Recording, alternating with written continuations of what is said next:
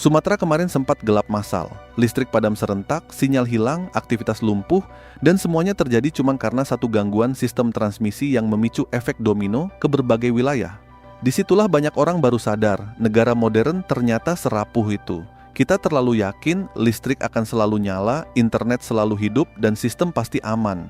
Padahal satu gangguan besar saja bisa bikin semuanya berhenti.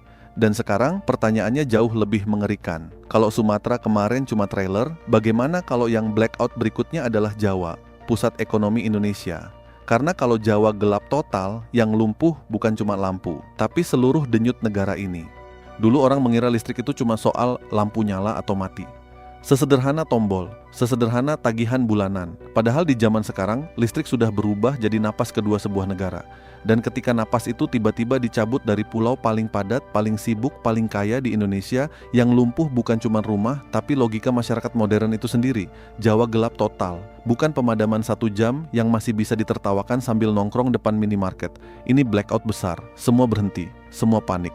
Dan yang paling mengerikan, sebagian besar orang baru sadar betapa bergantungnya hidup mereka pada listrik setelah semuanya terlambat. Karena selama ini kita hidup dengan ilusi bahwa sistem selalu bekerja, bahwa teknologi selalu bisa menyelamatkan keadaan. Coba lihat hidup kota hari ini. Orang bangun tidur langsung cari ponsel, kerja bergantung internet, belanja pakai QRIS, transportasi digital, rumah pakai pompa listrik, makanan disimpan di pendingin, rumah sakit hidup dari genset, bank cuma angka di layar. Bahkan komunikasi keluarga sekarang bergantung pada sinyal dan baterai. Kita membangun kehidupan yang kelihatannya canggih, tapi diam-diam semuanya terhubung pada satu sistem raksasa yang kalau putus, seluruh pertunjukan berhenti seketika. Dan Jawa adalah jantung dari semuanya. Lebih dari separuh ekonomi Indonesia berputar di sini. Industri, perdagangan, pemerintahan, manufaktur, pelabuhan, semuanya numpuk di satu pulau yang terlalu sibuk untuk gagal. Masalahnya, justru karena terlalu terpusat, efek jatuhnya juga bisa jauh lebih mengerikan. Blackout besar bukan cerita film. Amerika pernah lumpuh, India pernah mengalami salah satu blackout terbesar dalam sejarah modern yang mempengaruhi ratusan juta orang sekaligus. Dan Indonesia sendiri sebenarnya sudah pernah merasakan blackout besar di Jawa beberapa tahun lalu. Bedanya waktu itu sistem masih cepat dipulihkan, aktivitas belum benar-benar runtuh total, tapi sekarang dunia jauh lebih digital dibanding dulu. Ketergantungan makin tinggi. Dan ironisnya, semakin modern sebuah sistem, semakin rentan dia ketika satu titik penting terganggu. Jam pertama blackout mungkin masih terasa seperti gangguan biasa.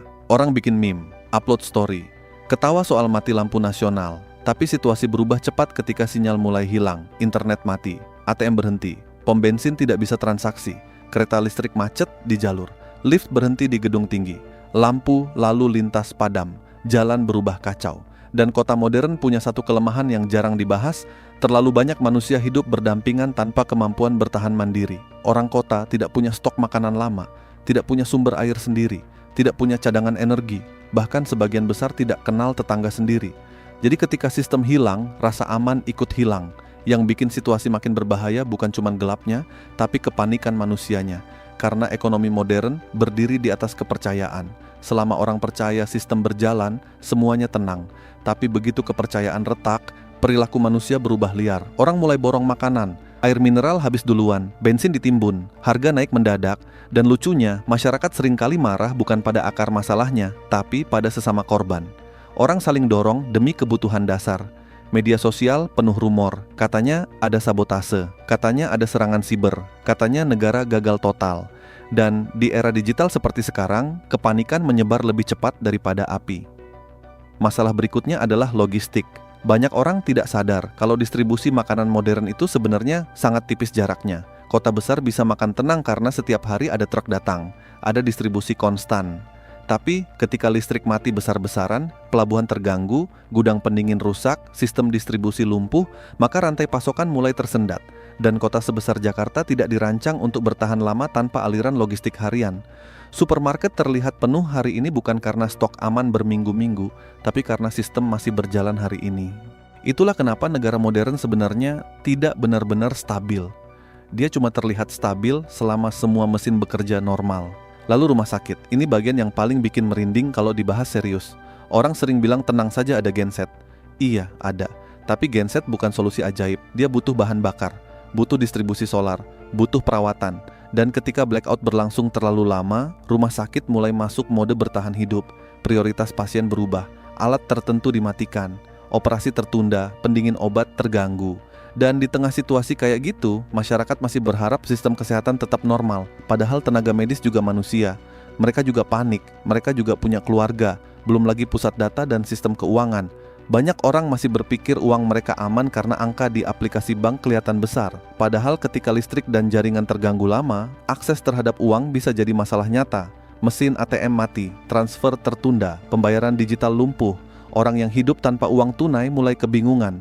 Dan ini ironis sekali, karena masyarakat modern diajarkan meninggalkan uang fisik demi efisiensi digital, tapi saat sistem digital tumbang, yang paling sederhana justru jadi penyelamat. Kadang dunia modern memang lucu, kita terlalu percaya teknologi sampai lupa semua teknologi tetap bergantung pada energi. Dan ketika malam datang lalu satu pulau gelap total, psikologi masyarakat berubah drastis. Kota yang biasanya terang mendadak terasa asing, orang takut keluar rumah. Kejahatan berpotensi naik, polisi kewalahan, informasi simpang siur. Dalam kondisi tidak pasti, manusia cenderung mencari kambing hitam. Pemerintah disalahkan, perusahaan energi diserang, elite dianggap menyembunyikan sesuatu. Narasi konspirasi bermunculan. Karena di tengah ketidakpastian, manusia lebih nyaman percaya cerita liar daripada menerima kenyataan bahwa sistem memang rapuh sejak awal. Yang menarik, blackout besar selalu membuka wajah asli sebuah negara. Bukan wajah yang dipoles iklan pembangunan atau pidato pejabat, tapi wajah aslinya. Apakah masyarakatnya bisa saling bantu atau malah saling injak? Apakah pemerintah bergerak cepat atau sibuk pencitraan? Apakah informasi transparan atau penuh drama menenangkan palsu? Karena ketika semuanya normal, semua negara terlihat kuat. Dan kalau kita ngomongin Jawa, ancamannya bukan cuma soal listrik padam, tapi efek domino ekonomi nasional. Karena ketika pusat industri lumpuh, produksi berhenti. Ketika pelabuhan terganggu, distribusi nasional kena imbas. Ketika pusat transaksi macet, bisnis daerah lain ikut terpukul. Nilai rupiah bisa goyang karena pasar membenci ketidakpastian. Investor mulai takut, dan masyarakat bawah biasanya jadi korban pertama sekaligus paling berat. Orang kaya masih bisa beli genset, stok makanan, pindah hotel, atau bahkan terbang ke luar negeri. Tapi masyarakat biasa, mereka bertahan dengan lilin, antre air, dan berharap situasi cepat normal. Krisis selalu punya pola yang sama. Yang miskin membayar lebih mahal untuk kesalahan sistem yang mereka bahkan tidak kendalikan. Tapi di balik semua ketakutan itu, ada pertanyaan yang lebih penting. Kenapa sistem modern kita begitu terpusat? Kenapa terlalu banyak hal bergantung pada satu jaringan raksasa? Kenapa ketahanan sering kalah oleh efisiensi? Karena dunia modern dibangun bukan untuk paling aman, tapi untuk paling cepat dan paling untung. Cadangan dianggap mahal, sistem alternatif dianggap tidak efisien.